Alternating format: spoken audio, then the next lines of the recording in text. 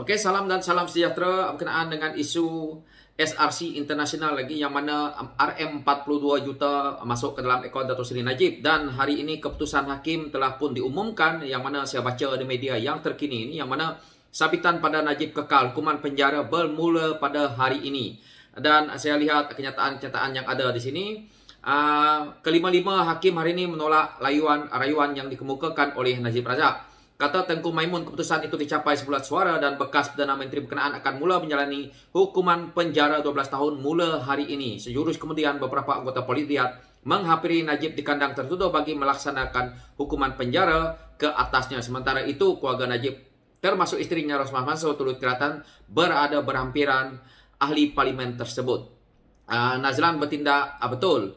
Kata Tengku Maimun Tuan Mat, hakim yang mengendalikan perbicaraan di Mahkamah Tinggi Muhammad Nazlan Muhammad Ghali betul semasa membuat keputusan Frim Afeshi ke atas Najib Razak yang mengarahkan membela diri bagi 7 pertuduhan kes rasuah SRC Internasional sendirian berhad membabitkan dana yang bernilai RM42 juta. Dan hari ini katanya Ketua Hakim Negara Pasukan Pembelaan Najib sudah memberi peluang untuk mengemukakan rayuan bagi pihak bekas Perdana Menteri itu.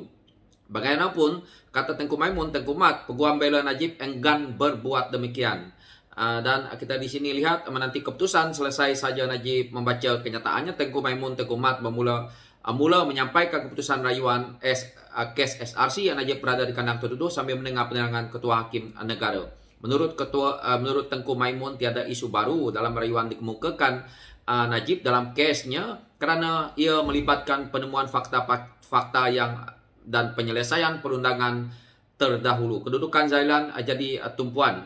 Nama Hakim Muhammad Zailan Muhammad sekali lagi dipetik oleh Najib. Kata ahli parlimen pekan itu, hakim terbabit berisiko berat sebelah semasa mendengar pembicaraannya di Mahkamah Tinggi Kuala Lumpur sebelum ini. Kata Najib, Muhammad Zailan berada di kedudukan yang hampir pasti untuk menjadi saksi dalam kes 1MDB. Jika perkara itu diketahuinya lebih awal, kata Najib, hakim terbabit akan dipanggil sebagai saksi. Perlu ada lebih masa. Kata Najib, dia memerlukan masa yang lebih panjang untuk membolehkan peguamnya bertindak sebagai wakil di mahkamah. Jadi diberi masa sekurang-kurangnya 2 bulan. Saya yakin saya boleh mengumpul satu pasukan untuk mewakili saya secukupnya. Mungkin dengan gabungan peguam saya sebelum ini dan Tuan Haji Hisam dalam pasukan yang disatukan katanya. Dan dakwa tak diberi peluang. Kata Najib, pembicaraan yang adil dan kedaulatan undang-undang seolah-olah hanya satu ilusi dan dia tidak diberi peluang untuk menjelaskan kedudukannya, malah tidak ditanya pun tentang keadaannya. Tambah Najib, masa yang lebih lama diperlukan untuk dia bersedia dengan rayuan jenayah besar itu.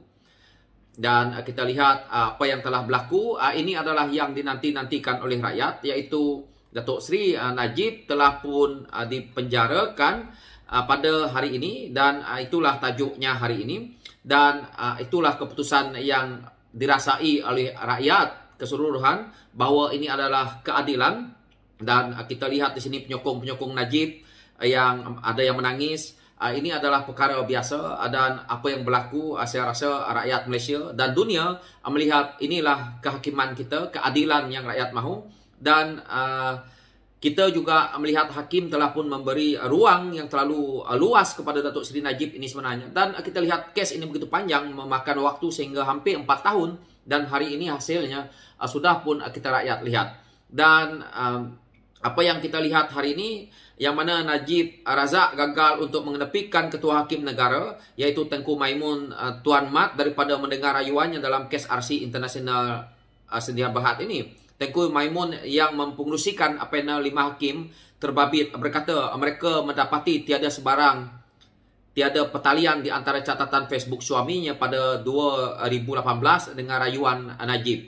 Yang mana Datuk Seri Najib cuba kaitkan suami beliau yang mana posting pada tahun 2018 dikaitkannya untuk hari ini. Dan dia minta supaya Tengku Maimun diketepikan sebagai ketua hakim pada hari ini juga. Jadi dia membuat satu benda yang terlalu laju, tetapi dia nak orang memberi ruang kepada beliau sendiri. Tapi beliau sendiri membuat sesuatu yang seolah-olah mahkamah ataupun hakim itu dia ingat suka-suka macam tu. Jadi itu yang masalahnya ini. Katanya hantaran tersebut dimuat naik sebelum Najib didakwa di Mahkamah Tinggi Kuala Lumpur. Betul lah. Jadi inilah masalah Datuk Seri Najib ini. So, saya rasa rakyat Malaysia berpuas hati dan Najib Razak memasuki kandang tertuduh dan sejurus kemudian Mahkamah Persekutuan kembali bersidang. Dan saya dah cuba sedaya upaya. Semasa bertemu dengan penyokongnya di luar mahkamah, Najib kata dia sudah berusaha sedaya upaya namun semua pemohon yang dikemukakan ditolak. Jadi saya telah tewas dalam kes ini. Saya tidak mendapat keadilan. Saya tidak mendapat seorang peguam untuk mewakili saya dalam tempoh secukupnya untuk buat persediaan. Itu kata Najib. Sebenarnya Najib sudah pun diberi ruang hampir 4 tahun yang selama ini sepatutnya beliau tumpukan kepada kes beliau, tetapi beliau pergi kempen sana, pergi kempen di sini. Inilah kerja yang mengarut dibuat oleh Datuk Seri Najib ni.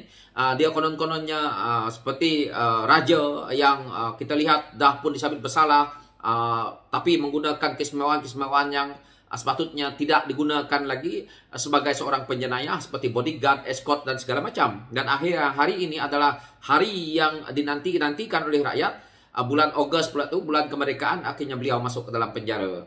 Dan dalam kes ini kata Najib, tidak ada satu pun permohonannya diterima. Ini adalah pembohongannya kerana dia nak menyelamatkan diri. Sekarang kita sudah tunggu, kita tunggulah apa-apa saja keputusan. Kalau keputusan buruk pun saya minta maaf lah katanya. Ini adalah kenyataan Najib. Dan pihak pendakwa raya dan pembelaan kini bersedia untuk menyambung prosiding. Hakim-hakim dijangka memaklum keputusan mereka mengenai permohonan Najib agar Tengku Mak menarik diri daripada panel mendengar rayuan kes bekas Perdana Menteri ini. So, itulah yang ada hari ini berkenaan dengan yang itu tadi. Dan kita tahu bahawa bermula daripada hari ini, Datuk Seri Najib akan menjalani hukuman sebanyak 12 tahun penjara. Dan ini adalah satu keadilan yang boleh kita lihat di badan kehakiman kita. Dan selepas ini, saya berharap kita sebagai rakyat Malaysia boleh melihat bahawa kita nak keadilan itu tidak kira apabila pemimpin kita merompak duit negara, apabila Perdana Menteri kita yang kita lihat begitu gah sebelum ini pun kita boleh sumbatkan ke dalam penjara, maka lepas ini saya rasa berkurang sedikit masalah rasuah dalam negara ini. Dan kita harap orang-orang yang boleh melihat siapa lagi dalang-dalang yang mencuri harta negara kita ini, termasuk melibatkan apabila isu kapal LCS ini, harus disumbat dalam penjara seberapa segera supaya menjadi petunjuk kepada generasi baru bahawa kita jangan buat rasuah dan akhirnya duit negara ini kita boleh gunakan untuk generasi akan datang untuk pembangunan negara dan sebenarnya adalah untuk manfaat kepada rakyat. Dan keputusan yang ada hari ini akhirnya itulah, dan saya tidak pandai-pandai, ini adalah kenyataan media yang terkini. So itulah yang kita dapat lihat hari ini. Najib akhirnya masuk ke dalam penjara dan saya harap rakyat berpuas hati tentang isu ini. Sekian, terima kasih.